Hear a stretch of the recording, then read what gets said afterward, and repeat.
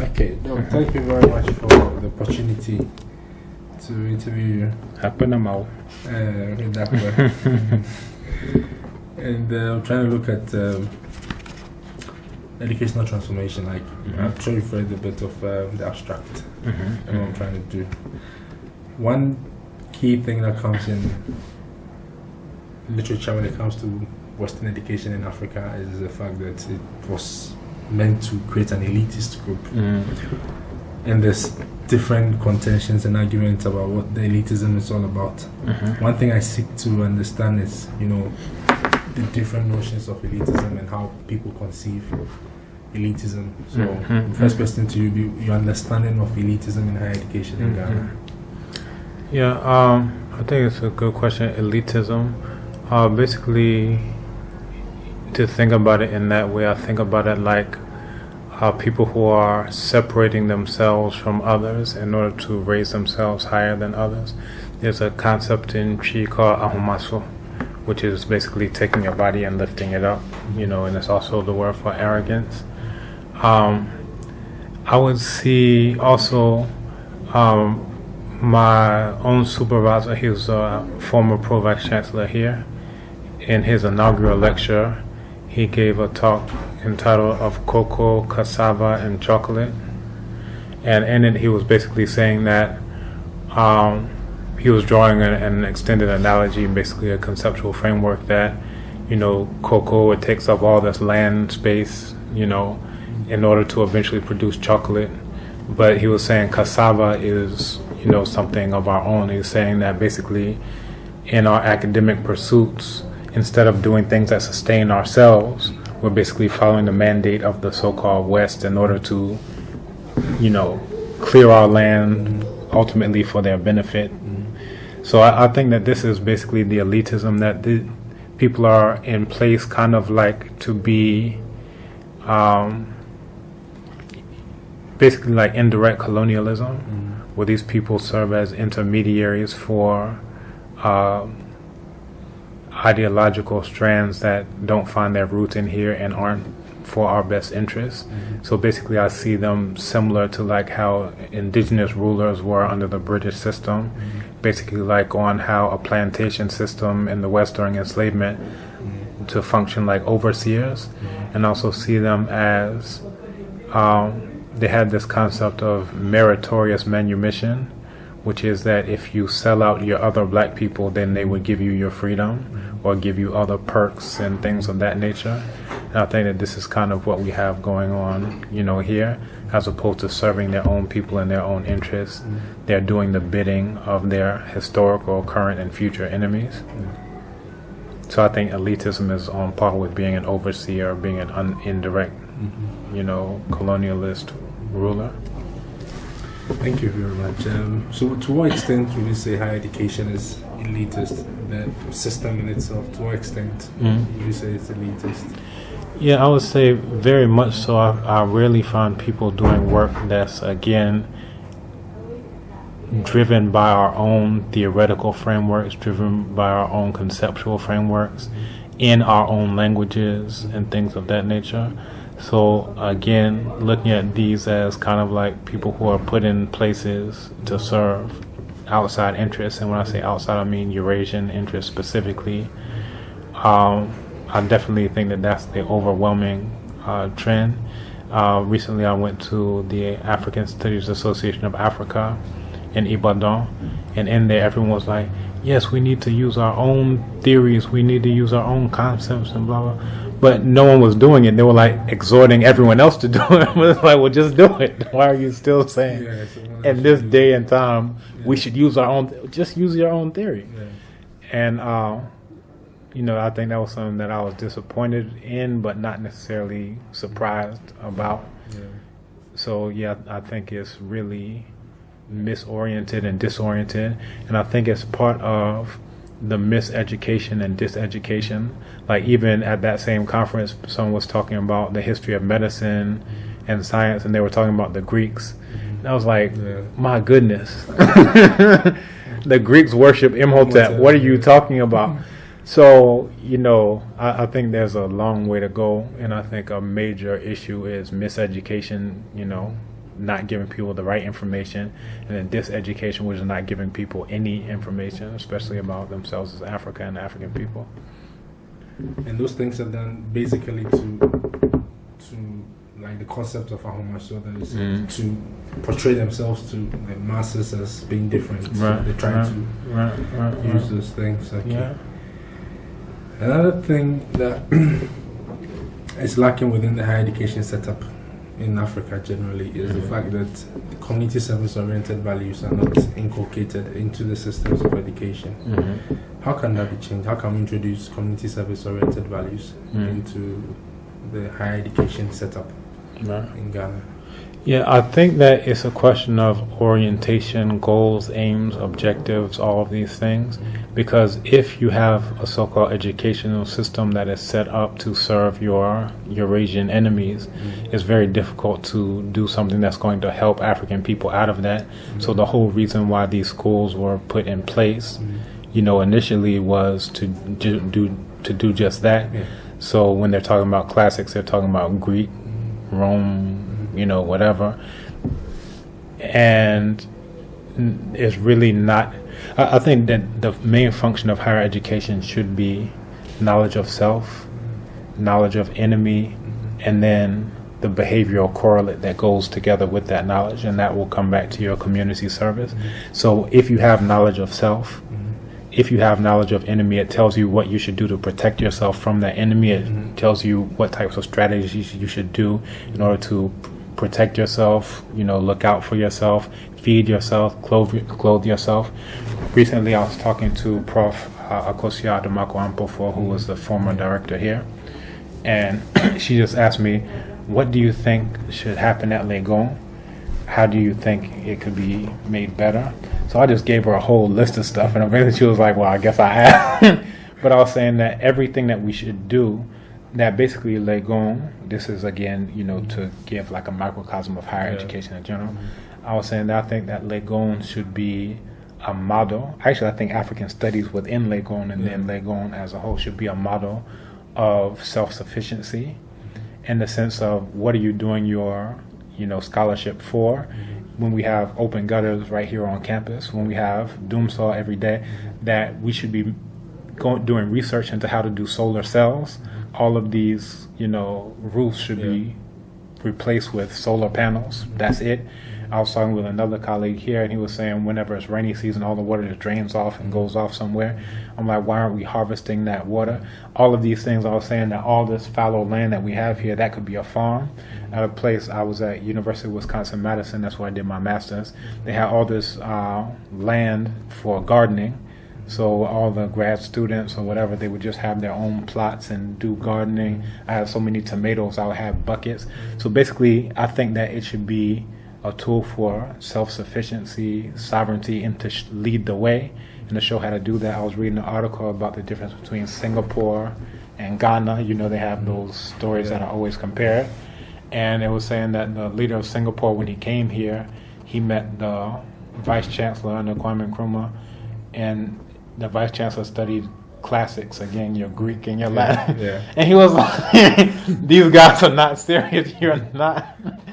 There's nothing in there that is, one, even knowledge of self or anything, much less this is how you stand on your own 2 feet. So I think it needs to be a combination of these two things. If you look at the debate between W.E.B. Du Bois and Booker T. Washington, it was basically an idea of, do we need scholars in the sense of pure scholars to get these big PhDs? Do we need more vocational training so that we can depend on ourselves? If we need to build a house, we know how to build it. If we need to wear shoes, we need to make our own shoes. And I think that basically what higher education would need here is a combination of those two. So our scholarship is going towards, this is how, to be self-sufficient. Our self-sufficiency is going towards, this is how to support our scholars and our researchers. Okay, so the combination of what? I think it's a combination, and that will once we do it here in terms of community service, now it's one thing to say you all do that, and we've never done it ourselves. Who's going to listen to these egghead academics who don't know how to even grow anything, right, or build their own houses or whatever? But if we can say, look at what Legon has done, this is the model of self-sufficiency, that puts us in a better position to go in and do community service. And one of my colleagues, another one of my colleagues was also saying that sometimes they work with traditional rulers, and they're coming to the traditional rulers saying, oh, give us information. But the traditional rulers are like, y'all are African studies, y'all should be giving us information. All we know is our village, and then we know about what the West is doing. You know, we know about Queen of England. That's all we know. They're like, if we want to know, as a matter of fact, I have another colleague who's working on traditional architecture, right? And in her research, you know, she said that the people were moving away from their, this is Tamale, moving away from their round earth houses to go towards these sandcrete blocks with aluminum sheets and whatever. So when she gave her seminar presentation, I was asking, what's the role of the researcher in cross-pollination of African ideas? So these people in Tamale, they know what they've been doing for however long, and they know what the Europeans have been doing, but they may not know anything about Great Zimbabwe in terms of building in stone. Even though they may have stones on their land, they're just looking at, you know, they may not know about other places, you know, in Sulezu or wherever where they're using wood. So, and it's right, it may be right there, but they're not, you know, familiar with these types of ideas, much less going into the rest of the African world, seeing uses of bamboo, seeing uses of, you know, whatever it is, rammed earth. And I think that if we can, you know, with what we know, and assuming we know anything more, if we have this broad spectrum of knowledge, then we can provide that knowledge. And because at the end of her interview, everybody was saying, yes, we just want to do sandcrete houses, you know, with blocks or whatever. That's because that's all they know. But if they know about more things from other places in Africa, then they can say, And my answers are going along. I know you're transcribing, so. So you can pick out whatever is relevant. That's cool. I mean, I need all the information. So the thing is, how is the university going to do it? How does it? How then does a university relate to society? Because the concept of the ivory tower is still with the universities. I mean, communities have grown and it's become a part of the town. But there's still that thing to cut society off. How does the university, you know, demystify itself and then relate to society in order to say collaborate with you know, the activities going on in society? How? I think that becoming relevant to itself will also make it relevant to the rest of society. So like another suggestion I gave to Prof. Adamako Ampofo was, you know, if we are able to use this land productively, then we can have a farmer's market where people are coming to say, oh, you know, that's what the university is doing for the community. If we're able to produce our own solar cells, and then we can make those, you know, cost efficient, and even if it's something small, you can charge your phone using this small panel. Now you're relevant not only to yourself in terms of being able to be self-sufficient, but you can help other people do that as well, as opposed to import more petrol and all these types of things that aren't sustainable. And I told her that it would be a very good idea if she linked it to this Paris protocol about, you know, global warming and stopping that. That if we're doing all these things, these are quote unquote green things. These are sexy and you know, academic circles. So if we can do those types of things, I think the demystification is actually becoming relevant. As opposed to what we're doing now, which is serving our Eurasian enemies. We just go to the villages, we mine for data, and then we give it to them to prove their theory is right or wrong. But it's like, is that what we're doing? So again, it's coming back to, are we doing cocoa research? Are we doing cassava research? Or are we doing chocolate research? You see what I'm saying? If we're doing cassava, then we're talking about we're feeding our own people. We're using our land productively to feed our own people and to solve our own problems. And to come directly to your question, I think that leadership could make a major impact in that. So if we have a vice chancellor who is of that mindset, then you would actually see those things, you know, take place from the ground up. You know, that's what I consider myself attempting to do from my small little sphere of influence.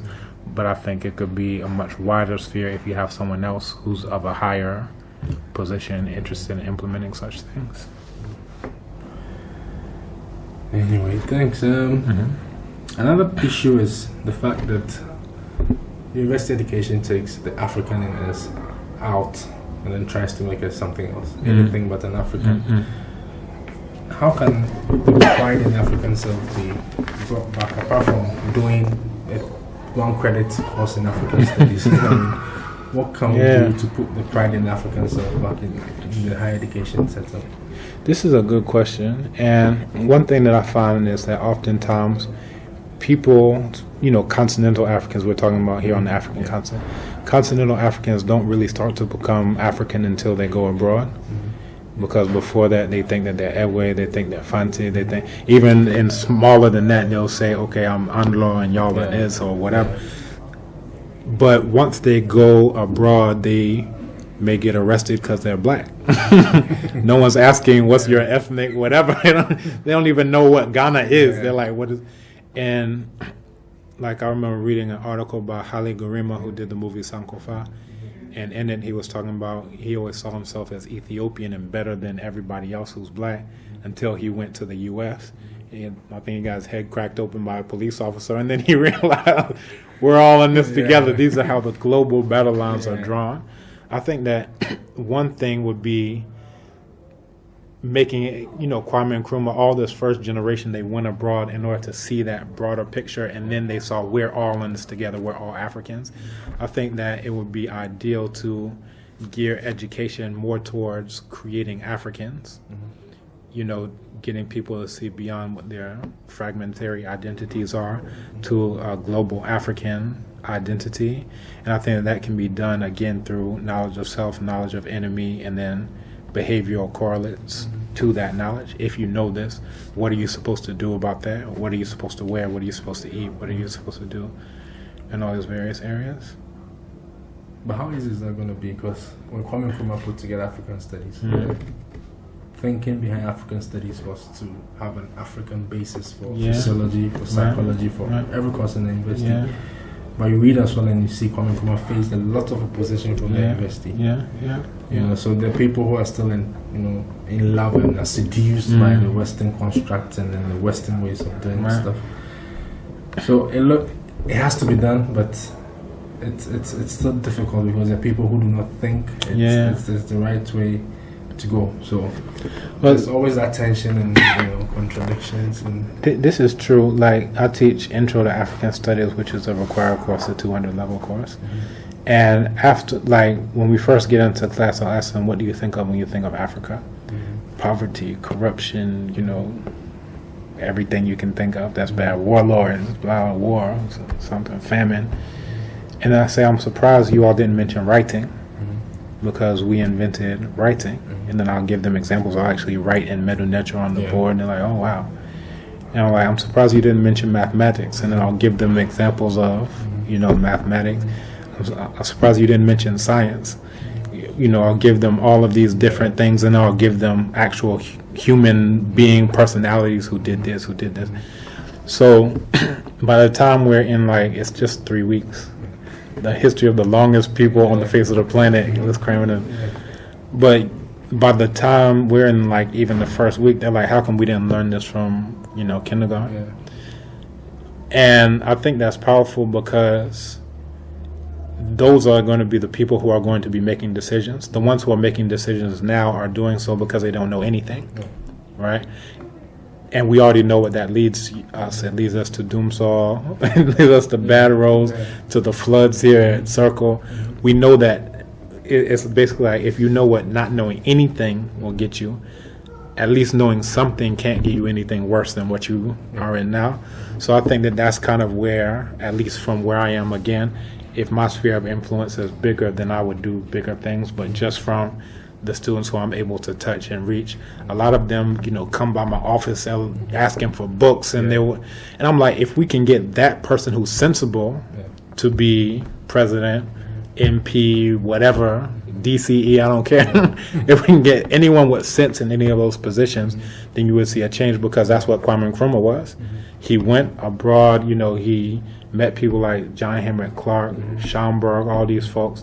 And just because he came back with some level of sense, that's You see what I'm saying? That's just one person with some sense. Imagine if you can get other people, with some sense. So from my perspective and what I'm able to do, I would say that's knowledge of self. We also tell them, because they have this view that Europeans brought civilization, like, posing the question of civilization or barbarism, I'll give them examples of Leopold in Belgium, of von Trotha in Namibia, the first Holocaust. These are things they never heard about Tasmania, Truganini, the very last one who was there, that's around your neighborhood. I'll give them all these examples, the Arawaks, everything. And it makes them to start questioning, how are they going to bring civilization when they haven't become civilized yet? How are they going to bring writing when the British have never developed a writing system to date? The French have never developed a writing system to date, but we had writing systems all over the continent. So, again, once you have knowledge of self, there's a quote that I always cite by Runoko Rashidi, where he says, what we do for ourselves depends on what we know of ourselves. What we know of ourselves depends on what we think of ourselves, and what we think of ourselves depends on what we have been told. So if you see the inaction or inappropriate action, you can trace that as a logical consequence of not being told anything about yourself, not thinking good about yourself. I've had so many people say, "Oh, black people can only do bad. Only white people can do," and I would just I would like to slap you, but I'd really like to slap the one who told you this, who's somewhere in Britain, right? So again, if you haven't been told anything, then you think ill of yourself.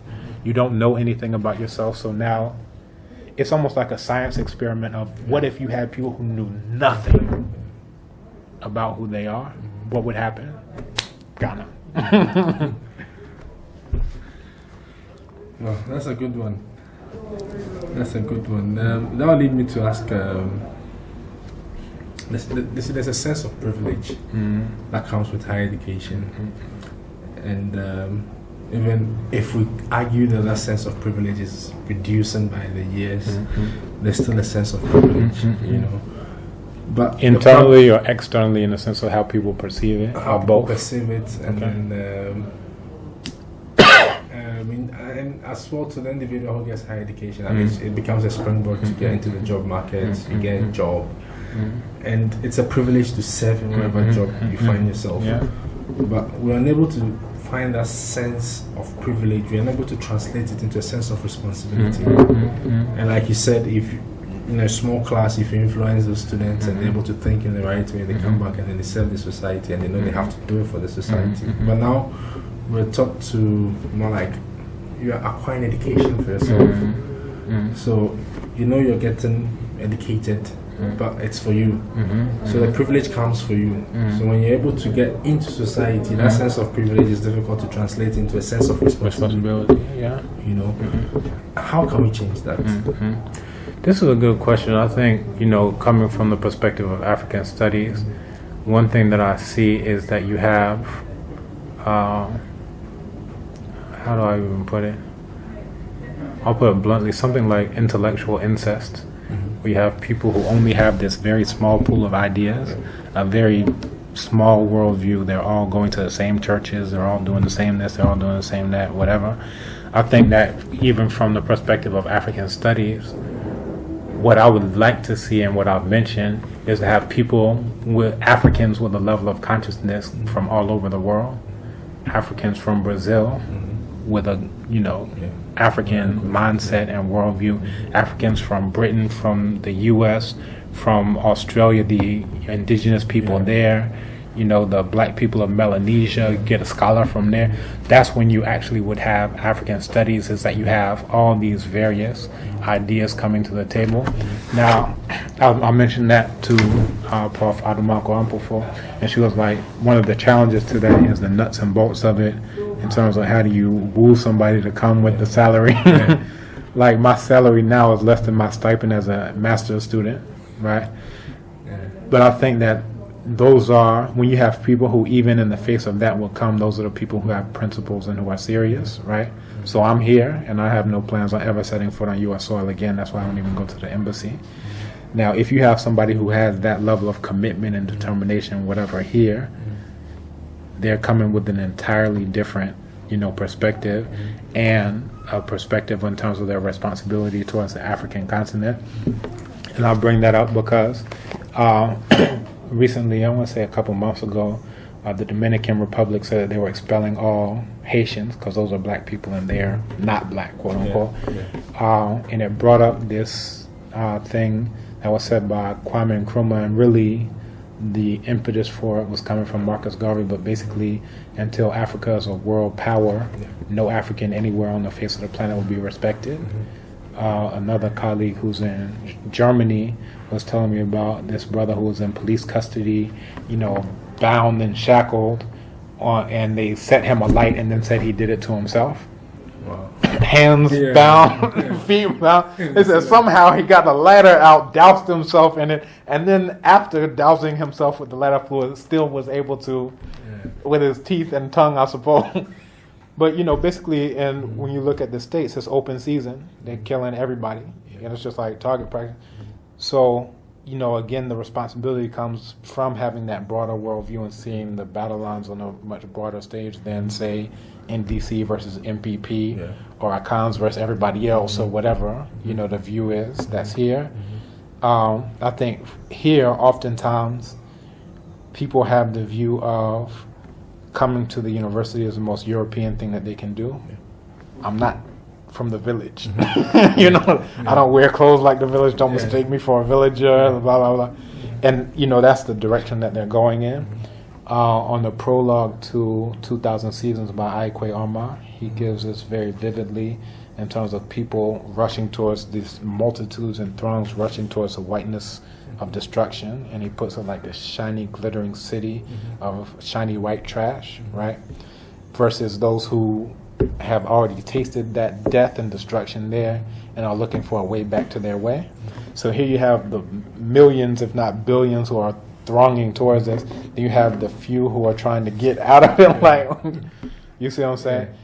So I think that if you can have a contingent of these types of Africans who already have some level of sense, not only saying that can come from the diaspora, but also continental Africans with sense. I'd like to see Africans from Zimbabwe, from South Africa, from Senegal, like a Sheikh Anta Diop type of person. Bring all that to bear. That's how you can change it, because you have more than, they have a saying, garbage in, garbage out. If you don't have anything that you're working with, how are you going to produce, beautiful flowers from that? Yeah, that's true. I mean, mentioning Sheikh Anta Diop, I never heard of Sheikh Anta Diop, even not after my first degree. It was after doing my masters, and I started asking questions, started doing research out of the classroom, out of the school. So I started reading about Sheikh Anta Diop. This is what my father said: never let school get in the way of your education. That's what my father used to always say. And it's sad how you go to school and you don't even get to know those people. African people and stuff. And I was listening to Van Setma once, and he said it was even difficult to get certain literature into certain spaces in Africa. People make sure there's certain literature that's not coming, certain books don't come. Then I understood that, so I'm like, okay, so that's why some people are funding schooling in Africa, because once they're funding, then they determine the kind of things you're reading, the kind of things that are coming in. One who pays a paper calls it too. And it brought everything into perspective. So it's a never-ending, scheme. But you don't even know where to start on time and stuff. Well, one thing, at least at this level, or at least at the Institute of African Studies, is that there's a lot of sharing, mostly among the students. I don't know about the faculty, but they come to me to get like hundreds of ebooks. There's a site called Library Genesis that has full text PDFs of books, all types of things. So, like, for example, if you type in Egypt or Egyptian, you'll find like Egyptian grammar by Gardner, like all of the main texts there. You would never be able to get a lot of those texts here, but if you search for so much now, you can just get that online. But to get to that point, you have to even have a will and a desire to go beyond, like how you said, what you may get for your first degree.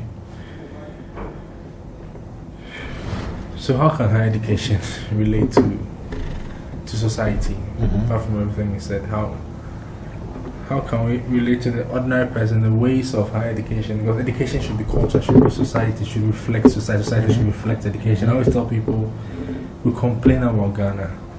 But Ghana is only a reflection of our universities. Because the leaders of the country are producing our universities. And the things that go on in the University of Ghana reflects in what goes on in national politics. Some academics are difficult to accept, and they find it difficult to accept that. But for me, I always say that if we're able to change the university, society will change. If the university remains the way it is, the country will be whatever it is. So even though there's no collaboration between the university and the society, whatever goes on in the university reflects in society. But somehow people don't want to accept the fact. But in any case, how can we change, even though there's no collaboration between the university, yet there's that reflection in society? How can we collaborate with the ordinary person, as universities, to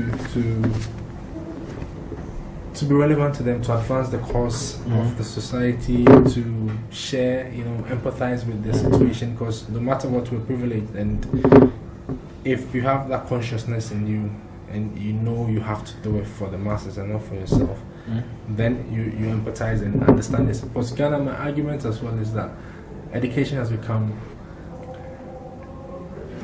a thing that bridges people in society, bridges different groups of people. So it's only black people you see who say, "Oh, you're educated." This person is not educated. And I always ask, what do you mean by you're educated? That person is not educated. The fact that you've been to school, so what is the education? And you find the power relations. People get a lot of power from that.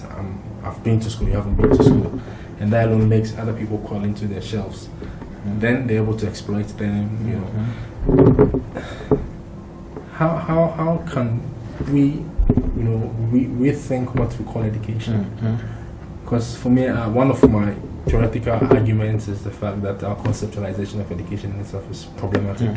What we call education it's problematic. It's not education, but that is what we call education. So because of that, there's a disjoint between the school and the society. There's no collaboration. And every time academia is complaining, there's no link between academia and industry, blah, blah, blah. We don't share in the problems of the masses. And it reflects in everything we do. You see the power relations in the university, the same thing that goes on. How can we change? I mean, you mentioned, starting from the small unit of the classroom and, going up and down with bigger leadership roles.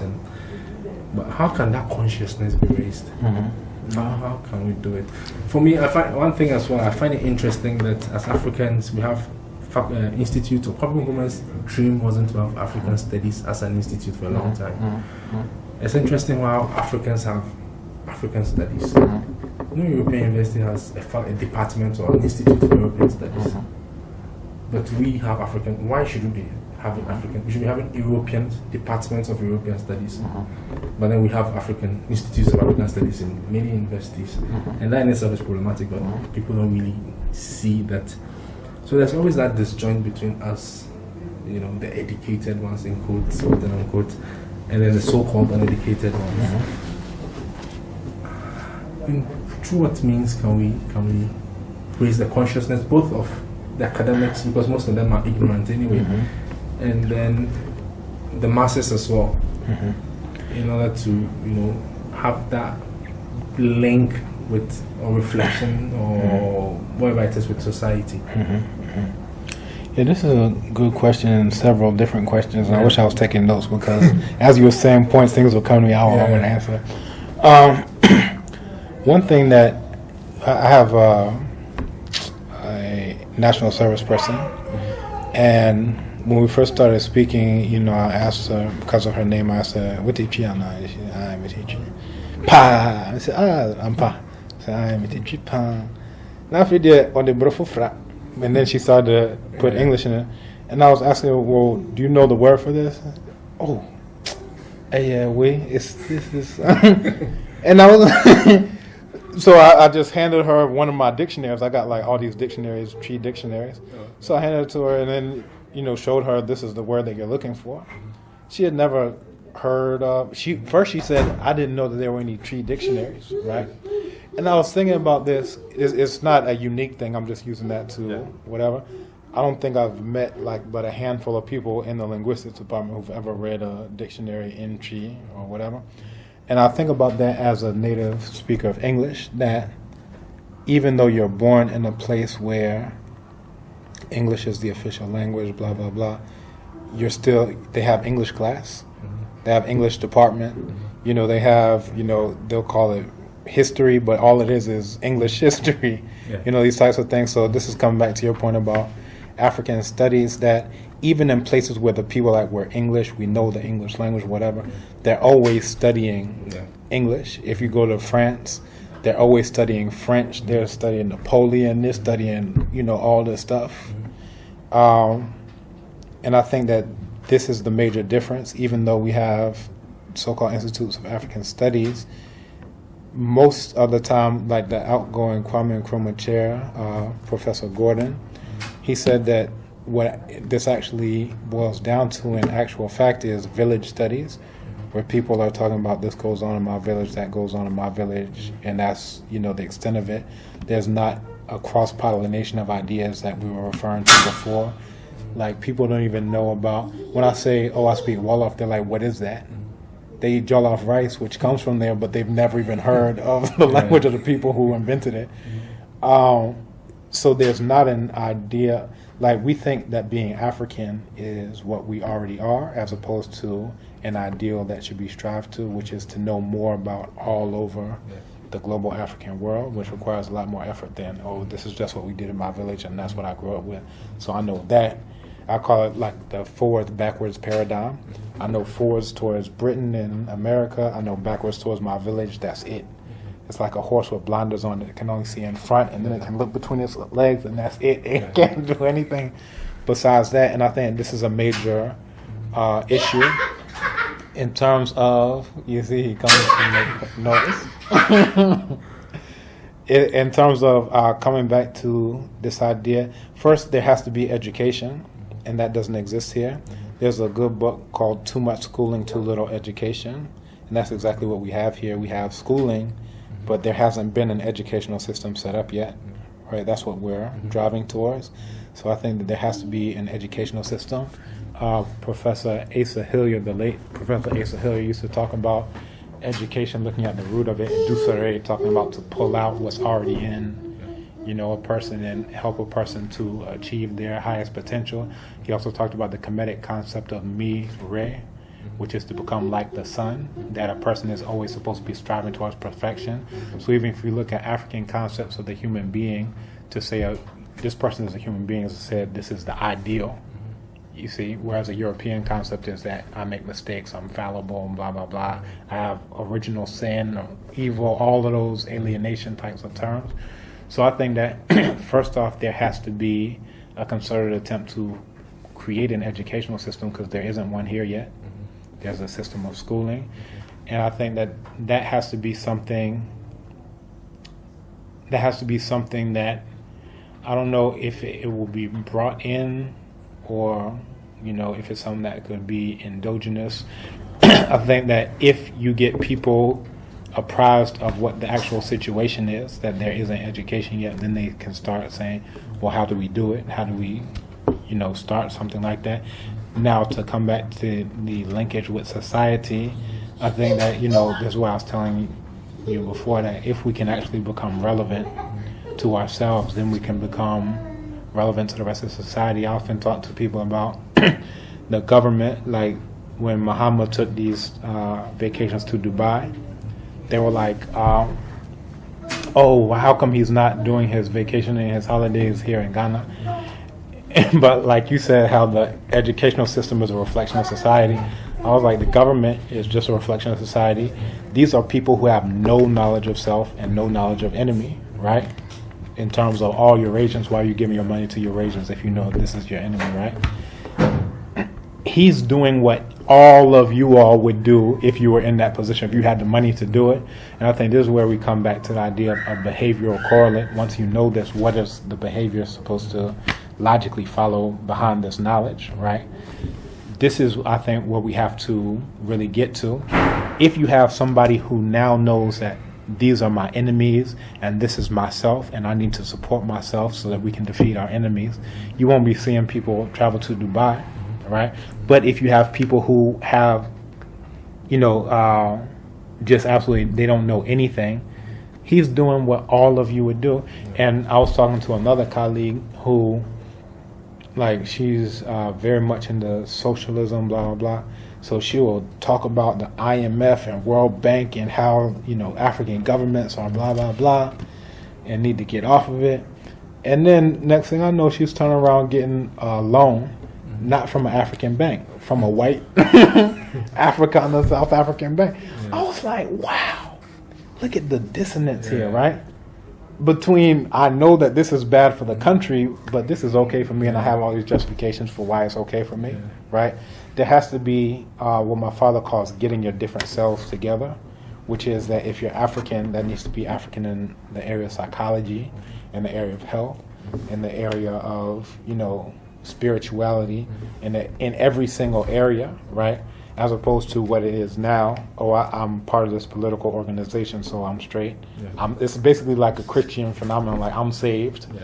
Everybody else, you need to come get saved, like me. And what it really does is just the same thing. I hold my soul versus everybody else. But I think if we're actually working towards, again, coming back to goals, if we're working towards African liberation, then you start seeing, well, what do I need to do on a personal level to, bring that to pass? And then once you are doing it in your own life, now if you become president, you just do that on a grander scale, right? So like I'm saying, if I have the little bit of sense I know, if I've read all these books, my behavior should be different from someone who hasn't read any books, right? So if I know all this and I'm on the same Facebook that you're on, and I'm just chatting and playing whatever the thing is and liking this stupid thing and whatever, what's the point, right? But if I know this, then my behavior in some way, shape, or form should be different, right? And I think that this is what we really have to go to, that one, knowledge of self, knowledge of enemy. Now we have to get to the behavioral correlates. What are you supposed to do once you know that? And then once you are able to, this is the thing, like in Blueprint for Black Power by Amos Wilson, he talks about the different levels of power. He talks about, brute force, coercion, influence, manipulation. And basically these are the different levels of power that are used by our enemies, the Eurasians. It's like the most effective one is manipulation, because they get you to do things without you knowing that they're getting you to do that. Even there doesn't have to be a British person in the room and we're speaking English, because it's been embedded in us already, right?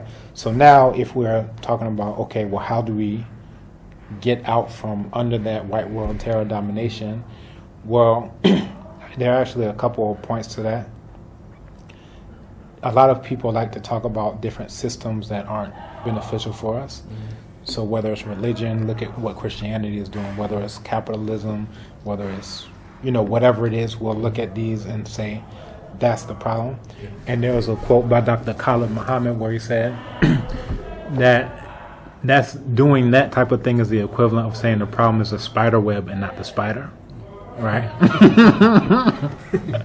You have your enemy, the spider, with venom and whatever, and you're saying, okay, let's move the spider away. Now let's get rid of the spider web. All right, now we're good. The spider is going to come and do another web. It spun this one in the area of religion. It spun this one in the area of economics. It spun this one in the area of psychology, right? So I think this comes back to the part of knowledge of enemy. First you have to say, and no one says this, and that's why we're exactly where we are. We're basically like 1471 Africans. That's like before the Portuguese came, and we don't know anything about them.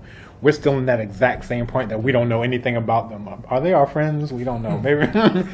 And the point of history is so that you can see patterns and see every single time we tried that, this was the result. So let's try something different, right? So, again, the society will be better when the individuals in the society are better. If I'm sensible, you're sensible, she's sensible, everybody's sensible, you have a sensible society. But if I'm stupid, you're stupid, they're stupid, everybody has been not naturally stupid, but we've been stupefied, right? Look around, look to your left and right. This is what we're living with right now, right? So I think, again, knowledge of self, knowledge of enemy, and then behavioral correlates to try to be consistent with that newfound knowledge. I hope I answered your question. Yeah. This what I think about is, I mean, there's a lot of work to be done. And anytime I think about these things, those are the things that come to me. There's a lot of work to be done. How are we going to do it? How are we going to raise the consciousness?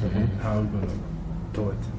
That's the main thing I keep asking myself. And even to come back to the raising consciousness, that brings up and the role of behavior in that as well.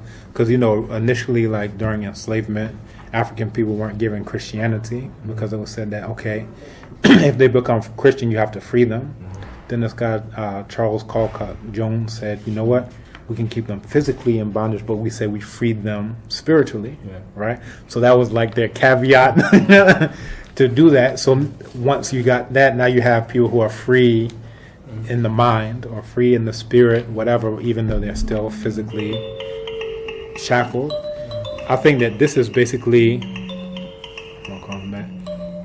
I think that this is basically what we're talking about sometimes when we talk about consciousness, which is where we're talking about, we know all of this now. I can name off the Aberdose King list. I know all of them. I know about this, I know about that, and now there's consciousness, but there isn't the behavioral correlate, there's not the consistency.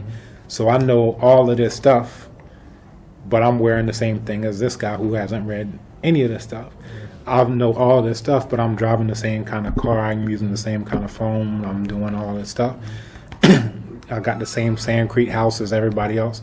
That it has to go at least at some point in time, and usually I find people who are in the first quote-unquote generation of consciousness who are like, I have this concept, consciousness as accomplishment. Like, I got out of the church, give me a standing ovation, I'm done. As opposed to, all right, once we have the consciousness, all right, well, what are the behaviors that go along with that? What am I doing that's different from what I was doing before? If I do the complete opposite of everybody who doesn't have this consciousness, I can't be but so far, in the wrong. Is it also not the case that the madness is highly rewarded? Exactly. Being on the appropriate path doesn't come with enough reward. Exactly. So we're able to get a lot more people to go into the madness. Right. This is what they used to do, and one of the tropes that they used to use after enslavement, really during Reconstruction, but even before and after that, where they had this idea of the wretched freeman and the contented slave. And it's very similar to, it's actually, I want to write a paper on this at some point in time. It's like artificial selection as opposed to natural selection. And artificial selection in the sense of, like, if you're breeding sheep or whatever, you decide that these ones are not aggressive, these ones get fat, and those are the ones who I'm going to allow to breed, right? Whereas those ones, I'm going to either kill them off myself or let them die out or whatever. And this is basically what Africans are under the system of white world terror domination, under Eurasian hegemony, is that we're not the ones who make the decisions of who is going to be. It's like on the plantation, the strongest one, the one who is more trying to fight for freedom, that's the one who they make an example out of in front of everybody else.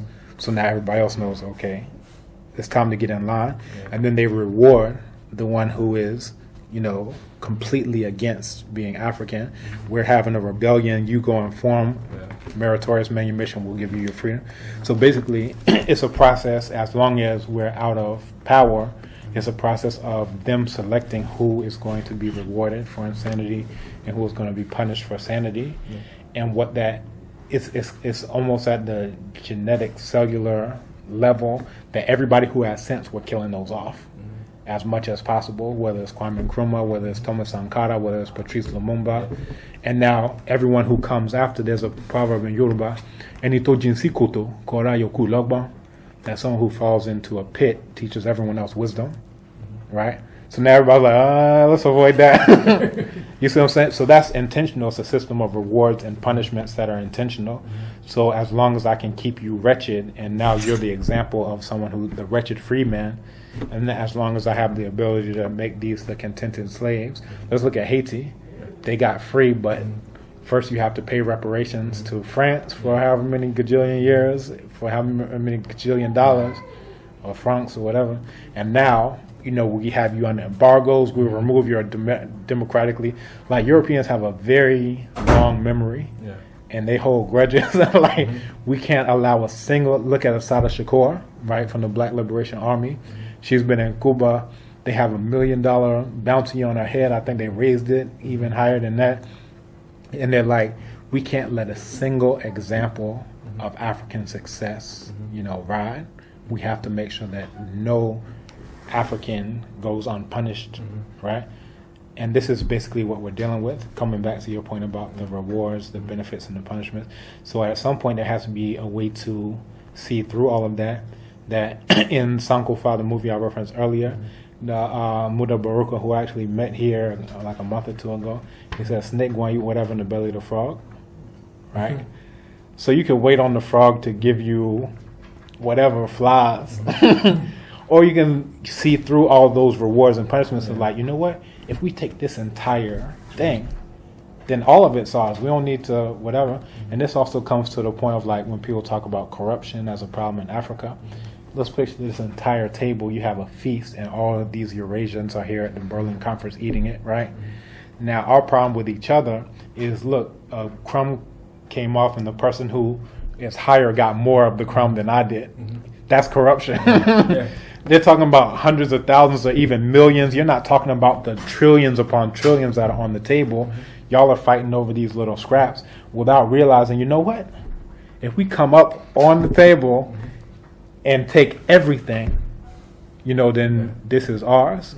And I think that it's really a lack of vision of being able to see the bigger picture. And this is really what I've always seen, like being in Ghana and places like this, is that it's kind of like a high school in the sense of when you're in high school, you think the buck stops with the headmaster or the principal. You don't see the school board. You don't see the Ministry of Education. You just like, oh, the principal's so mean. He's getting me to do the test. That's how people see Ghana. Like even Kwame Nkrumah, when they deposed him, the CIA took credit for, you know, blowing out the cocoa price, you know, dropping the economy. And now people are saying, we're going to get you, Kwame Nkrumah. And then they said, we did that. They took credit for that. We did that. And you thought you did it yourselves, but we manipulated all of that. So until you can see the broader picture, then you still think that the buck stops with the president. You think Mahama is behind the doomsaw. Remember, doomsaw or Ya Mahama, as opposed to Ya privatization. They're going to sell that. You know, same thing Vodafone, same thing STC, and everything else that all of this is planned. It's interesting, the view on corruption. I always say that we fight corruption at the wrong level. Our resources are being taken and we're given 5%. Someone takes 10% of 5% and you're fighting. The one who takes the 95%, you allow him to take it away. And you don't see that as corruption. You know?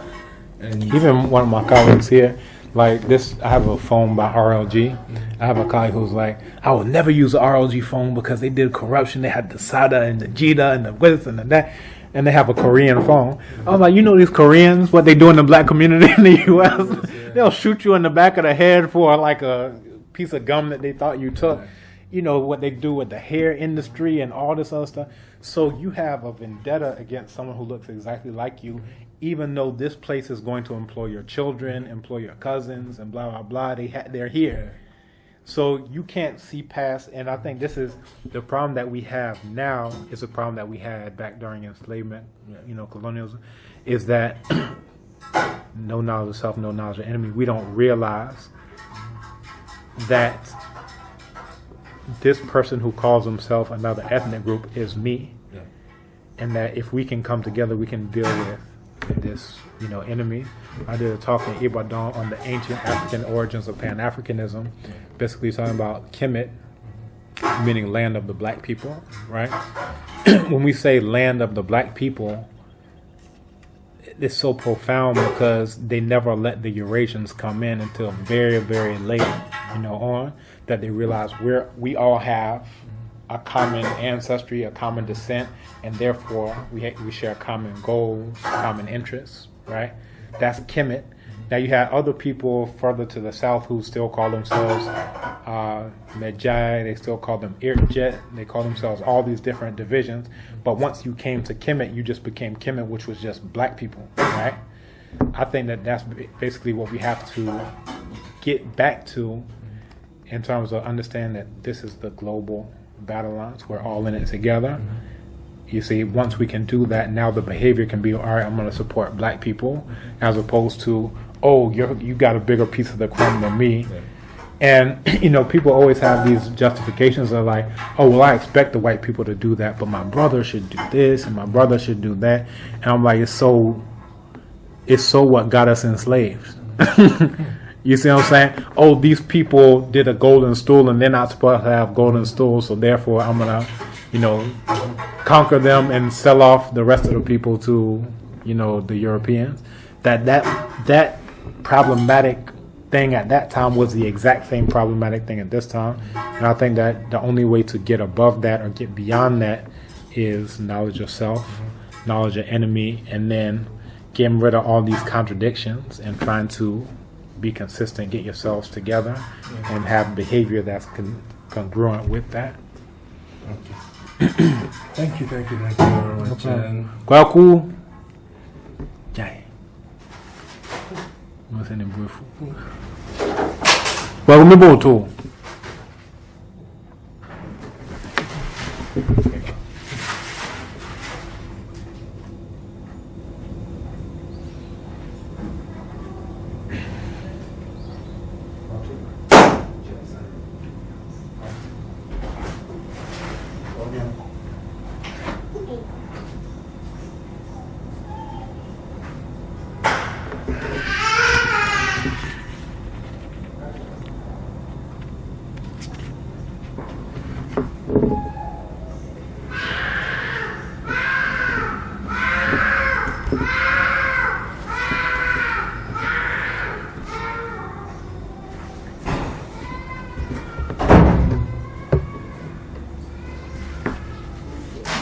My son Kweku, anytime he cried as a very small baby, he always got whatever he wanted. Yeah. So you can see how that behavior translates into as he gets older. If you tell him to stop doing something, every single time he goes to tear up whatever's close to him, he'll knock down plates or whatever. Yeah. So now he has to unlearn the behavior of, I don't get everything that I want, every single time that I want it.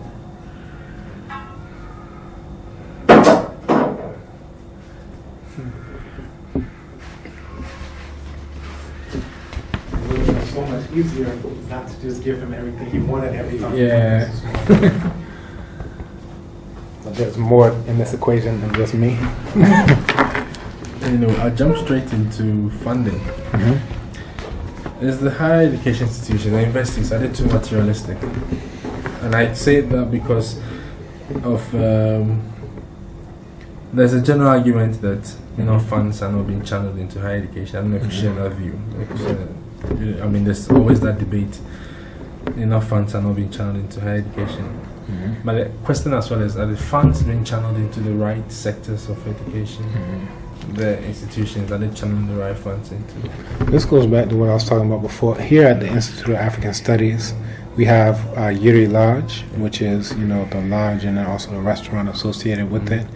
And the idea with that was for us to be able to be self-sufficient, where we produce our own cash so that whatever research we want to do, we can use it, use that in order to do it. I think that that's a brilliant idea. In terms of the implementation, I think it was less than brilliant because we went and got a gajillion-dollar loan, and now we have to pay back that loan. We're basically in this neo-colonial spiral ourselves. But I think just that idea of producing something that sustains ourselves as a goal, I think that's a solid one, and I think that if we can actually go towards that, then we would be in very good shape. And I think that should be not the loan part, but I think that should be a goal and a model of the university as a whole. So like if I'm talking about farmers market, if I'm talking about solar, so they can even sell it back to ECG. Like I remember in North Carolina, we went to this couple's house where they had wind power going and they had solar power going. They had so much energy that they sold it back to the grid. You see what I'm saying? If we had all of that land as a solar farm, if we had all of that land, we have this hill. If we had, windmills going around it, this is now you're using your scholarship in order to do something that's tangible and beneficial for the university and for the country and whatever. Once you do that, now you're not in a position of having your hands tied with the one who pays the piper calls the tune. And it's even to the point of like self-censorship of let's not deal with that. Like here we have funding for the Kwame Nkrumah Chair by Anglo Gold Ashanti. Well, what if we want to start talking about, asbestos and the effects of, mining on the river bodies, or if we want to talk about, these companies that are beating up, people who are trying to do galamsey or whatever. Like, people may not even venture into that. Now, Anglo Gold may not even say, we don't want you to talk about that. But it's kind of thing, you know what, let's talk about the weather. You see what I'm saying? Whereas opposed to if we had our own funding and weren't dependent on anyone, there's a proverb in Chi, who did he feed you as someone? Now we're not yet. Who did he feed you as someone? Now we're not yet. Translates to, if you are eating in 30 people's houses, then your mouth can't be hard, literally. But it's basically saying you can't say what you want to say because you have to eat at this person's house, that. So you compromise your stance, all the time. And I think this is basically the position that we're in now, especially with these so-called North-South partnerships. I like to see all of those just thrown out the window and look at South-South partnerships, not even South-South, Africa partnerships. So if it's Africans here and Africans in Zimbabwe, they have this, we have that, boom. Let's work with that. We have fruits, y'all have timber. All right, good, let's do that. And I remember, not remember like it was a long time ago, but last May I went to the AU for, it wasn't an AU conference, it just happened to be hosted there in Ethiopia. And as I walked into the building, I was struck by, I was looking at the fixtures and everything, and just struck by nothing in that building was African except for me. And what it made me think of is a talk by John Henrik Clarke where he said, imagine he was using Farrakhan as an example, being leader of the Nation of Islam. He was like, imagine if Farrakhan said, I will never ride in another limo until my people make a limo. You see what I'm saying? Imagine if we took the AU took a stance that we will never be in an AU building until every single nut, bolt, door, piece of glass is manufactured by African people in Africa. Do you know how powerful that would be? Because even if you don't know how to do it now, it's like, okay, we better get on it. We better start, making doors. We better start making elevators. And that now becomes the impetus for your technological development. You see what I'm saying? But it's like, you can't say that you're going to climb a tree and you're digging a hole, right? What your actual behavior is the opposite of what you say that you want to do. You're saying, I want to go to the east bank of the river, and you start heading due west. You see what I'm saying? I think that this is where we find ourselves right now. So in terms of funding, we have to go towards being self-sufficient. And part of that is using our scholarship in order to do that. If we want to know how to do this, if we want to know how to do that. And I think that the relevance of things like African studies is that initially I started off in engineering, and I switched away from engineering. But I see myself as, if I'm able to make 1,000 engineers have sense, now they're going to use their engineering in order to help African people, as opposed to what their default setting would be. Let me go and build up Europe. Let me go build up, America.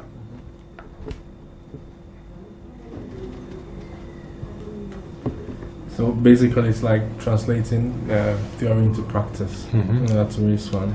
Translating theory into practice, and then even having an objective of being self-sufficient and not depending on your enemy. If you depend on your enemy, the oldest book in the world, The Instructions of Ptahhotep, is a very poignant line, which is, one who listens to his belly belongs to the enemy, right? So it's like, if you have these tastes and desires that are given to you by your enemy, whether it's for just cash, whether it's for this material stuff or whatever, then in order to satiate that thirst, that hunger for that stuff, you got to keep going to your enemy, right?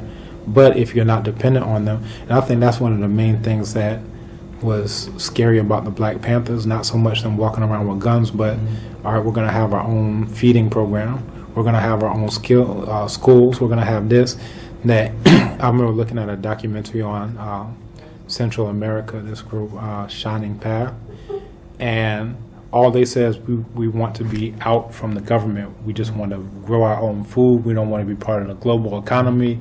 We just want to do our own thing, leave us alone. No. It's like Japan. We're kicking in the door. You're going to be part of this thing whether you like it or not.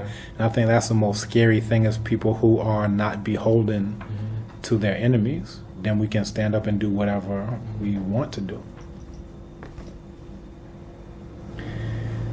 That's a good one, because it goes on, and we complain. There's a lot of wastage in the system. We complain we don't have money. Yet conservatively, if you take vehicles, our vice chancellors drive, and vice chancellors in 10 public universities, that amounts to about $2 million. This is what I said to Prof. Alamako Ampufo. I said this. We need to. I say we, like I'm gonna be in it, but I was like, then it needs to be a Thomas Sankara approach. Because he used to ride bicycles, to work. Even after they did the coup, they were trying to prove that he was corrupt. He found he had like 3 guitars, 2 bicycles, a broken refrigerator. Like, you see what I'm saying? He said no to all of these Benzes that y'all got. Y'all are getting the smallest car, whatever. And I think that even now we have a better option than that, which is we can say everybody here drives Kantanka, right? All of the phones are going to be African phones. All of the laptops are going to be African laptops. If we can have, and she was like, "Oh, let me ride in the what did she say? Let me ride in the 4x4 small." Because I'm like, that's the way to do it. You see what I'm saying? Just exactly what you're saying. If you cut out all that crap, but again, this comes back to knowledge of self, knowledge of enemy, and behavioral correlates, right? That if you know yourself and you know that my enemy, I gave a talk on Founders Day at Commonwealth Hall, and the example, this is dealing with cars. The example that I gave to illustrate the point I was making was that the head of France drives a French car, head of Italy drives an Italian car, head of Britain drives a British car, head of Germany drives a German car, head of this Korea drives a Korean car, head of China drives a Chinese car, head of Japan drives a Japanese. Now, when I was talking to one of my students, actually in Intro to African Studies, he was like, "Oh, but European stuff is just better." I was like, nobody goes with what's better. They say what's mine. No one is objective about the head of America drives a Cadillac, an American car. You see what I'm saying? No one is saying what's the best thing objectively. Let me go and get that. You see what I'm saying? They're like, what do we produce? That's what we're going to do. And that made it more tangible for them, that they can actually see that this is what intelligent people do. Now, you who aren't intelligent, and then you just say, let me go get the bins and blah, blah, blah. And I'm like, this is stupid. When I was talking to another colleague of mine, he was like, I never thought about it like that. He's a PhD holder, but there's a difference between like having information dumped in you and being smart. These are not the same thing. Again, too much schooling, too little education. That if you know yourself, if you know your enemy, then ideally the behavior would follow from that I'm not going to go enrich the Japanese. I'm not going to go enrich the Germans. Look at the Holocaust that they did here in Africa. I'm not going to go enrich the Dutch. I don't want Dutch wax prints. You see what I'm saying? All of that will start taking place once you know who you are and who your enemy is. Thank you very much. But do you think the higher education institutions are accountable enough to society? No, They're not. no. Why do you say They're that? accountable to who pays them. Yeah. The one who pays the piper calls the tune, and they get their payment from pipers from elsewhere. They're north-south partnerships, so-called, where this hand is up and this hand is down. And so how are you going to be accountable to someone who isn't, whatever? But I think that if you become self-sufficient, sovereign, then you can start being accountable to your own people. It's not, again, it's like how Europe underdeveloped Africa. When you look at whatever they built here, is Walter Rodney's basic thesis that if they're building a road, it's a road from the mine to the port. Now you may walk on the road and say, oh, look at this nice thing that they did for us. It wasn't for you. Yeah. And it's like the government structures. It's like the government structures were there initially so that they can do just that. They can take out all of the resources without having to answer to anyone, right? Now, as opposed to questioning Parliament and this, that, and the third, you just took out the white faces and put in the black faces. But it's like this is a refrigerator supposed to keep things cool, right? Imagine I took out the white part and I put in the black part and it still does the exact same thing, as opposed to questioning the whole thing fundamentally, right? I'm trying to warm up my food and I'm using a system that's designed to keep it cool. You see what I'm saying? I took out the white piece, I put in the black piece, but it's still doing that. So I think that we have to question, not just question. This is, again, where African studies comes in, is that you can't choose options that you've never even heard of. And how many Africans in Ghana have ever read Mbongi about the Kikongo governance system? Zero. How many, have ever read about this? I can just start listing examples that no one has ever even heard of. So how are you going to select something that you don't even know about? Yeah. You know about this is what they do in my ethnic group, and this is what they do in Britain and America. That's all you know. You see what I'm saying? But once you actually know something else throughout the African world, whether it's on the continent or, elsewhere, then you can start saying, oh, look at how they did this revolution in Mekamui, so-called Bougainville. That's, they use coconut oil to do it. We got coconuts. We can use coconut oil to fuel our vehicles. Yeah. You see what I'm saying? If you've never even heard of that, how can you select it? You can select petrol or diesel, and that's all you select from. Yeah. But these people won a war by making their own coconut oil to fuel the stuff that they, got. That's around your side of town as well. You see what I'm saying? So this is what I think the role of African studies is in terms of being relevant. Look at all these examples of what we did. Look at all these patterns of when we were victorious. Let's do this, let's do that, let's do that. As opposed to being horses with blinders on. We see here, we look down there. Finish. Okay. What would you say is accounting for the increasing cost of higher education as well? When I first came in 2009, they thought I was a Ghanaian student. So they charged me 500 Ghana cedis. Excuse me. Once they saw my passport, they raised it up to $4,000 US, which, for people who I guess live somewhere other than Ghana would be like, oh, that's not much. Yeah. But if you're paying it out of your own pocket, I've never paid for school myself because I was always on academic scholarships or whatever. But the 500 Ghana cedis that was there in 2009 was very unsustainable, I'm sure. There are several factors, and I'll deal with these, in turn. One, as faculty, we don't get paid enough, for my standards. A colleague of mine who's also from the U.S. was working at Ashesi, and she did a article saying that as a professor at Ashesi, she got less. No, her salary was equal to a McDonald's worker. A fast food, you could go to a fast food joint, and if she was manager, then she would just even be blowing that out of the window. There are several things that go into the funding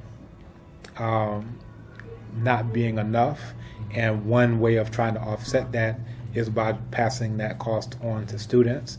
And since they've raised all the fees, like about a year or two ago, I've actually seen changes on the campus, so you can at least say, okay, well, maybe they're using it for something other than just the 4x4s that they're riding around, but I think mainly they're using it for the 4x4.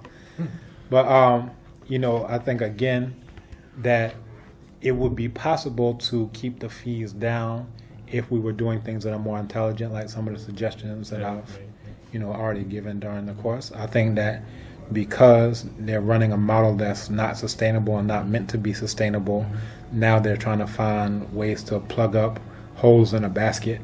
You see what I'm saying?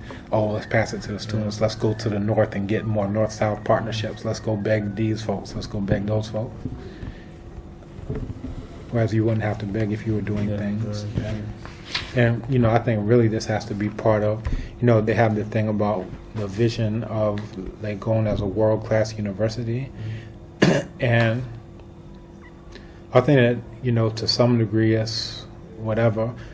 To a large degree it's like, looking at something that is extremely flawed as an ideal to be aspired to, right? So as opposed to saying, let's be like white people, let's be like Eurasians, we need to be like, how can we do something that's going to get us free? Free not in the sense of we do whatever we want, but free in the sense that no one can tell us what to do because we do all of it for ourselves. So freedom actually in the end analysis means much more work than being, enslaved, because then you got somebody taking care of you, quote unquote.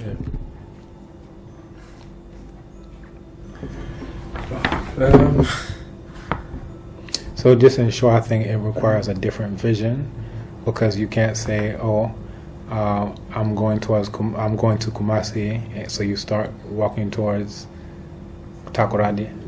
How are you going to end up in Kumasi and you're taking the wrong road? End up in Ivory Coast. Yeah, you see? I thought I was going to. I'm like, you're not even on the right path. So you have to first change your vision to say, how are we going to have total African liberation from under, white world terror domination, from under these Eurasians. Once you can do that, now you can start doing, all right, let's wean ourselves off of this Eurasian technology and make it ourselves. You see? Let's wean ourselves off of their funds, which are readily available, and produce our own funds.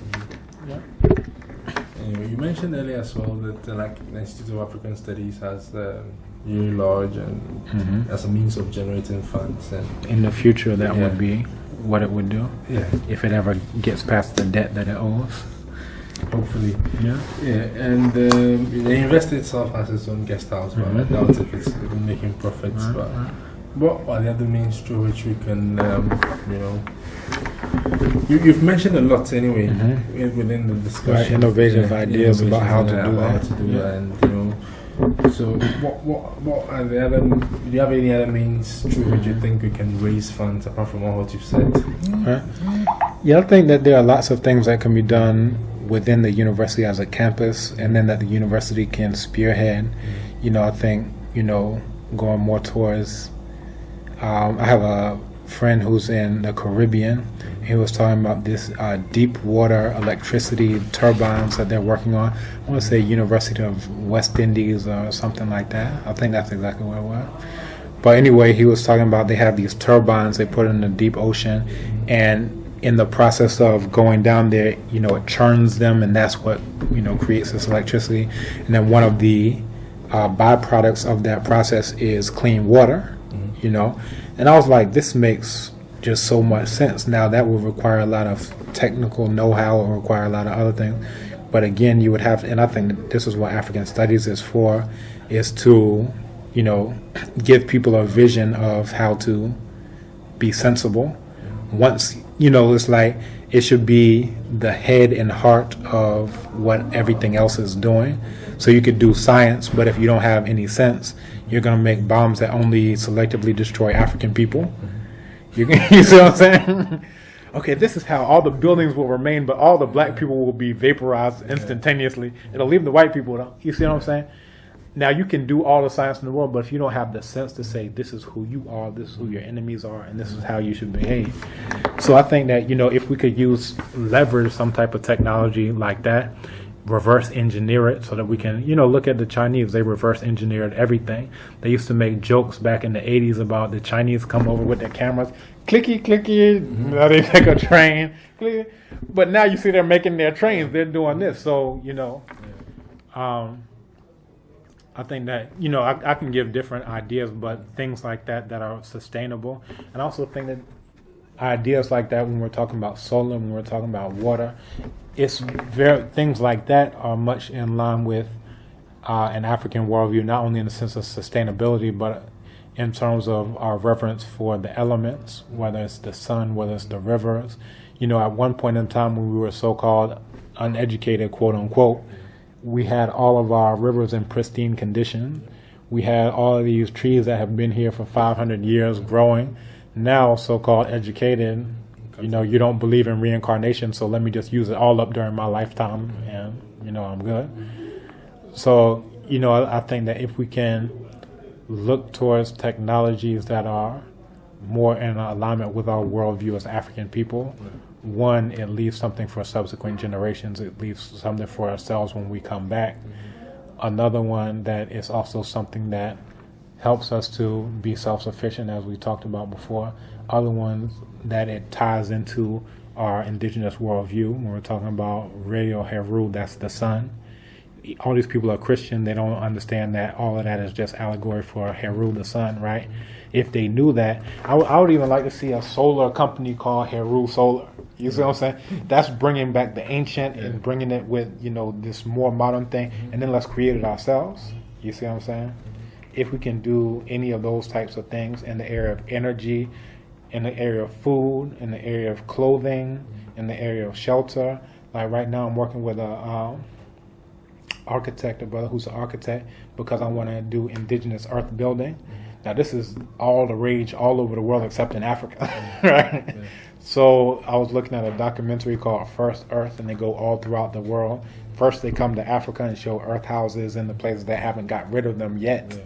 And then they go to the U.S., they show adobe brick building, things that have been standing since 1620, whatever.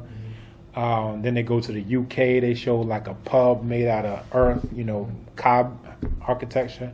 U.S., Canada, they go to Yemen, they show these skyscrapers where the walls are a meter thick, and it's a skyscraper.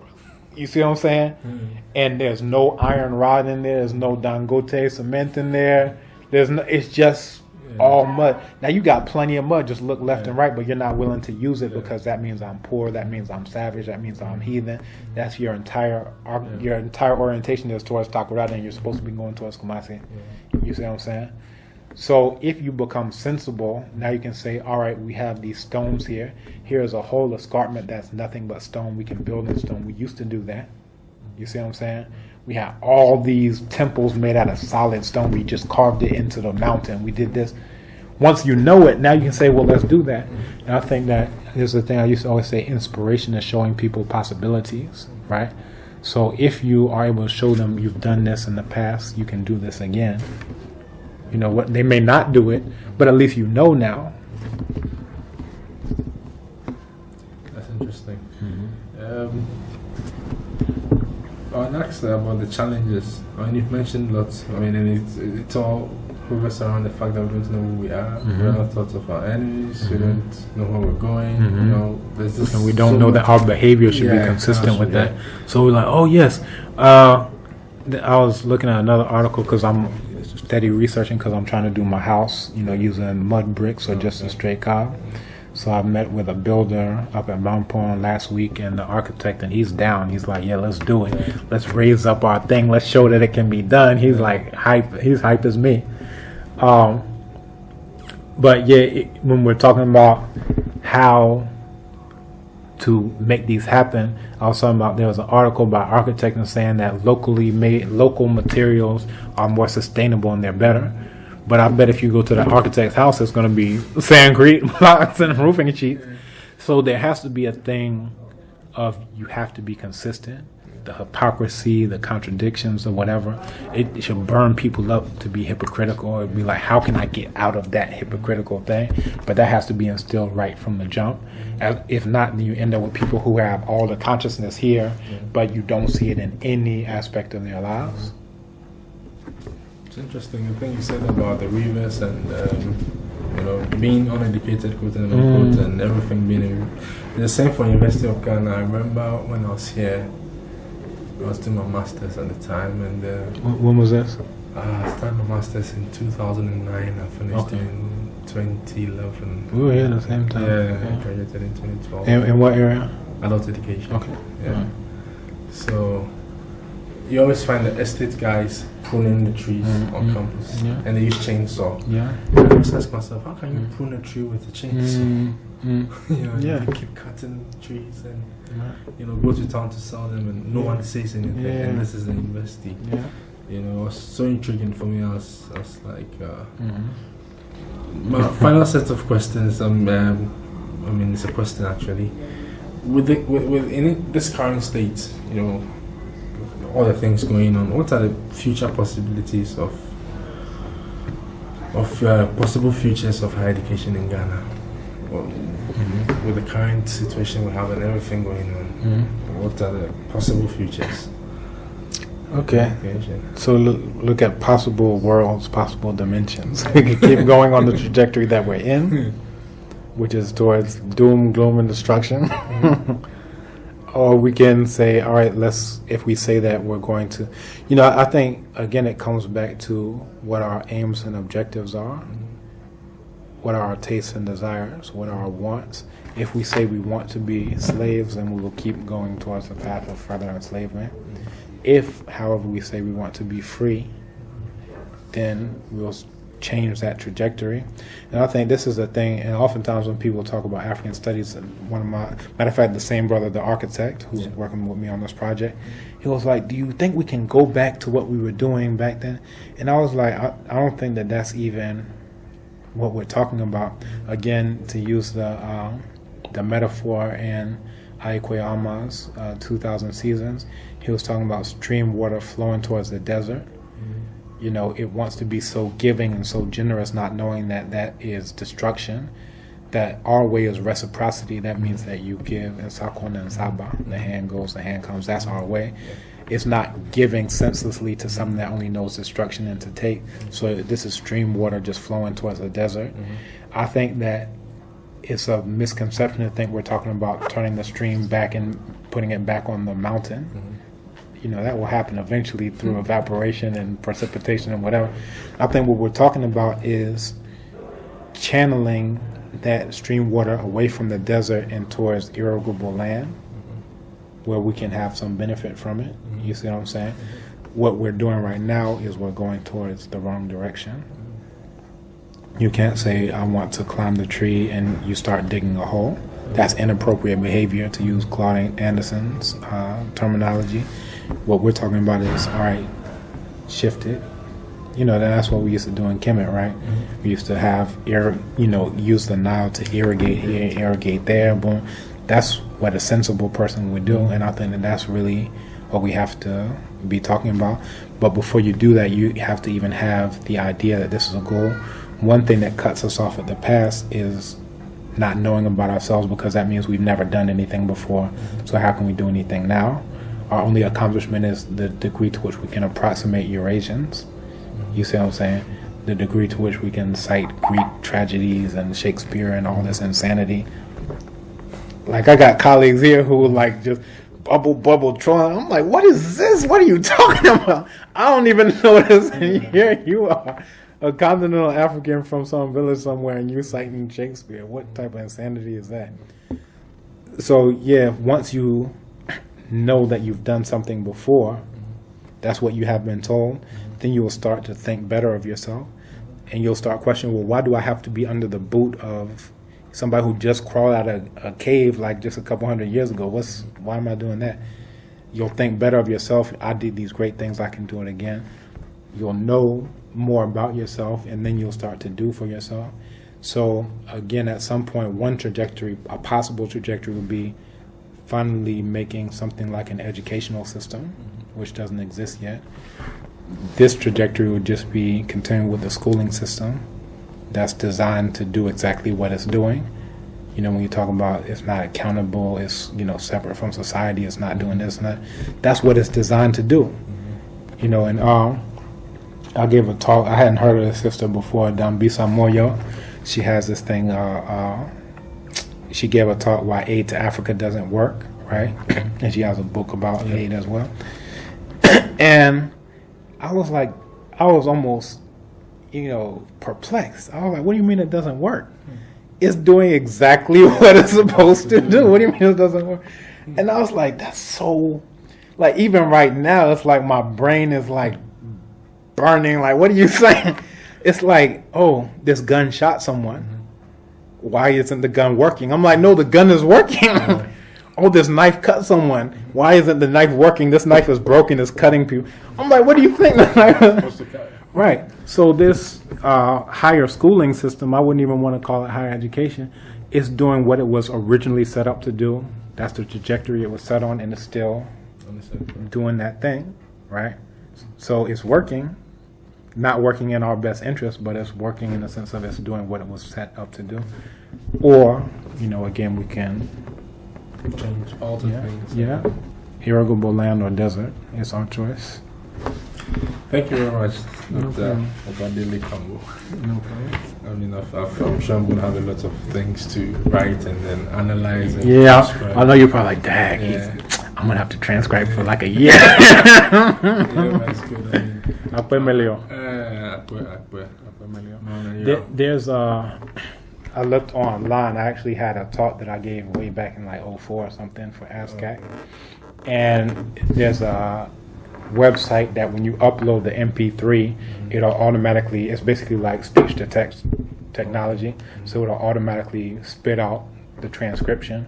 Of course, it's not perfect, so you'll see like every 20 sentences, oh, that's wrong. But that may be that'll probably help for this and other interviews that you get. Just do like a search for, you know, MP3 to text or something like that.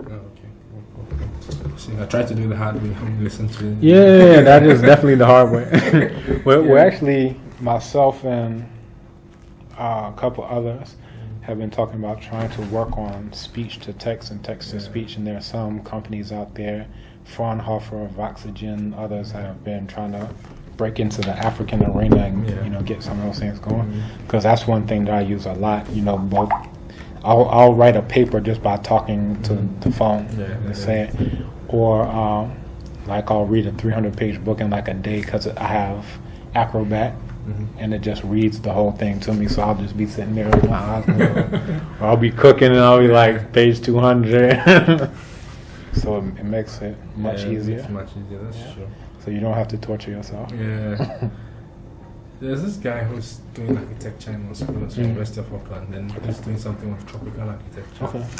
I'm sure he'd like to, you know, contact you as well. And I've been here before. Is he African? He's Ghanaian. Oh, wonderful. Yeah, I'll he's a be willing Ghanaian to guy. work Yeah. He's doing something with tropical architecture because he Wonderful. thinks look, what we're doing is wrong and it has to change, and it's that thing that's going on here.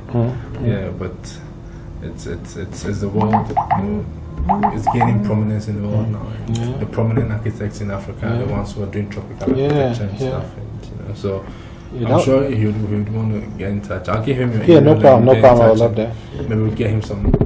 Maybe he can use me as a case study because we're building. Start building very soon. Yeah. He's going to come down, I think, sometime next year. Okay. Yeah. So. Yeah, I'm definitely open to it. Like I said, my colleague, she gave her seminar presentation. She was like, even the people who had a positive view towards earth building, they're like, oh, it lets us know who we are, and it shows that we're the indigenous because we have all these new developments show that they're just strangers. But then when she asked, you know, even the people who had pride in it, then she asked, okay, in the future, what do you want to build or what do you want your child? All of them were like, we want Sandcrete. And again, this is the backwards paradigm. I only know my village. I only know that. They don't see, and I was saying that as researchers, we should inform them about it. I went to this thing at Ghana Institute of Architects in Accra, you know, near Accra Central, around Ridge somewhere. And there were all these architects who were showing their designs. One was this place, Aqua Safari. They're using thatch and wood, and they're using, mud and stone and all this. And this is the most posh thing there. So the people in Tamale think posh is, all right, I got a sandcrete thing and I got aluminum sheets on it. That's all they know. Yeah. So if they're thinking we're moving on up, so they're like, here is the most poor people. These are the rich people. But if they know that there are even people who are richer than all of that, who are doing stuff that actually makes sense. Because who's going to fly, 2,000 miles to go stay in a place that's like where they just left? They were trying to get away from that and trying to see something different. They're coming here. To the same thing, yeah. Right. And, I have another colleague. He's out of Florida. Brother, he went to FAMU. And he's working on different earth bag buildings and other things like that. So I'm like, it should be our role as researchers, because they're not getting it in KG, they're not getting it in primary, they're not getting it in creche, they definitely ain't getting it in creche. They're not getting it in, SHS, they're not getting it in university. When would they ever learn about what other African people are doing, what are the ideas of other African people?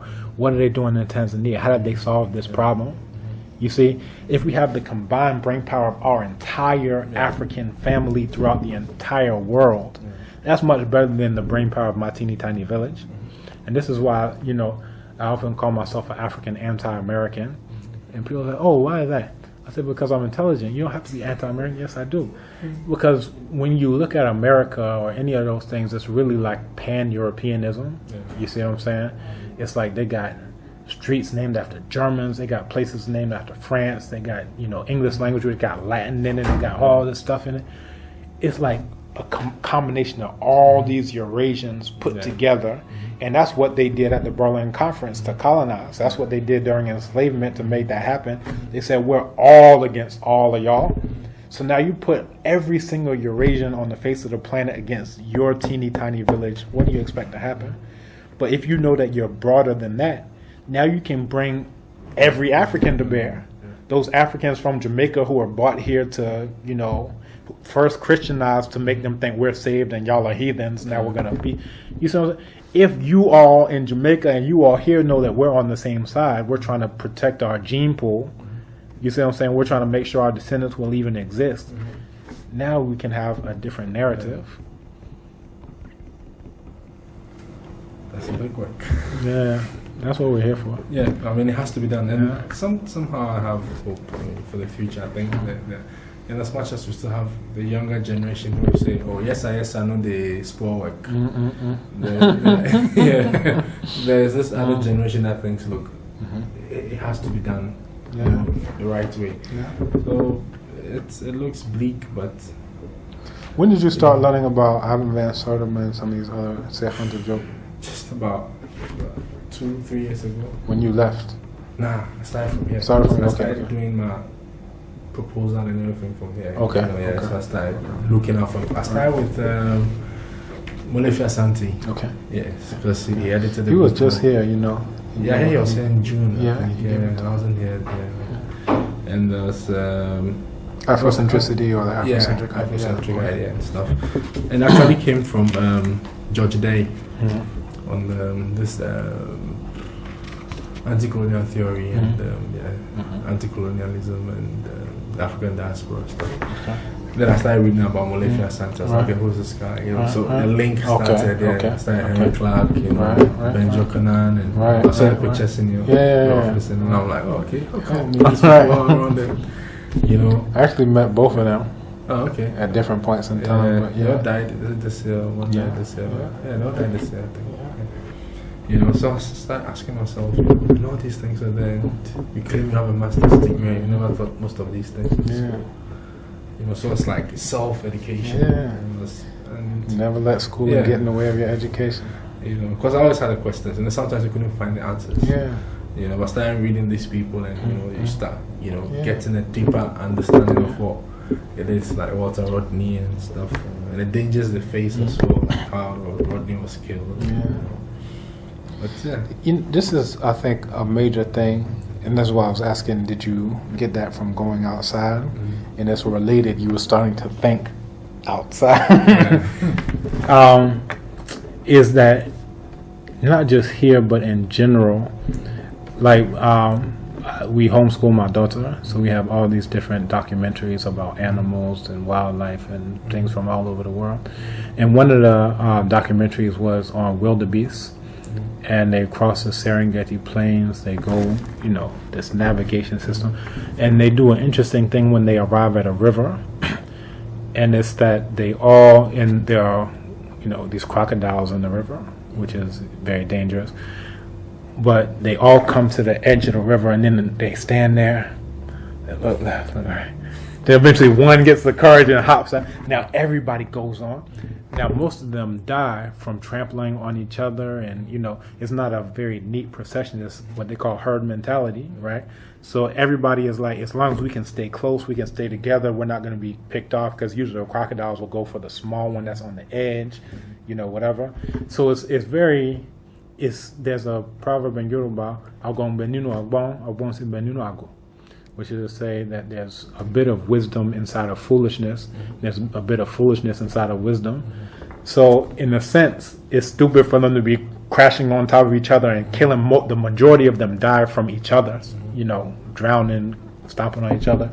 Now they're trying to get to a point, and if they get to a point where the bank isn't on the other side, it's more like a cliff and they can't scale it, you have thousands and thousands and thousands die, because the ones that are on that side, they're still going with the herd, they're still going, and those ones don't have any place to go, so they either drown, they get crushed, whatever. So I see that as a metaphor for what we have here in Ghana, right? People don't want to be at the edge, because the one at the edge, there's a proverb in Chi, Akoko Jinahonjaya, Akroma Chinari. It's, if a chicken goes off by itself, the hawk will come and capture it. So it's stupid in one sense for everybody to just cluster together and do something that's not necessarily intelligent, like going towards Christianity, or let's all do Sound Creek houses, let's all do, everybody's doing the exact same thing. But there's a little bit of wisdom inside of it. You can see at least the thinking behind it. We don't want to get whatever. But then it's stupid to be by yourself in one sense. But in another sense, that's how you can come to a level of consciousness. That's how Kwame Nkrumah can come to a level of consciousness, and all this first generation of folks who have more sense than, the average bear, because they say, okay, I don't have to do what everybody's doing because it doesn't really make sense. And I think that's one thing, like for myself as an African out of the diaspora, I really don't have to worry about what people, I do things that I think are intelligent to do. And I don't really have to worry about what people are going to say. Now, most Ghanaians can't do this. I had a colleague who was here. He was like, I wish I could wear clothes like that and wear my hair like that. But one time I went up to the top VC's office, and they told me, go back home when you've cut your hair. He said they give you leeway that they won't give me. You see what I'm saying? So, and I really appreciate that, because I don't have to worry about what people will say, because at the end of the day, I'm like, you all are worshiping an imaginary white man. You're worshiping Caesar Borgia. Why do I care what you think? Why do I care what you think about what I'm saying when you're doing something that is insane? You see what I'm saying? And that, you get a level of freedom. That's why, like, in a lot of the literary epics, whether it's Sunjata or whatever, there's the idea of the hero who leaves his place of origin and goes on this fantastic adventure, and then eventually, comes back full circle, and he's been changed. He's transformed every place that he's gone, but he himself has come back, transformed. And I think that that's part of what makes that so compelling and people relate to, is that that's actually what happens. You don't have to worry about, when I was young, I was always fat and slow. Like, the people here don't know that. So you can really become who you are. You can live up to your potential, and now when you come back, you don't have to be weighed down by those. They have what they call in education self-fulfilling prophecy, where you just keep doing what you've always been doing.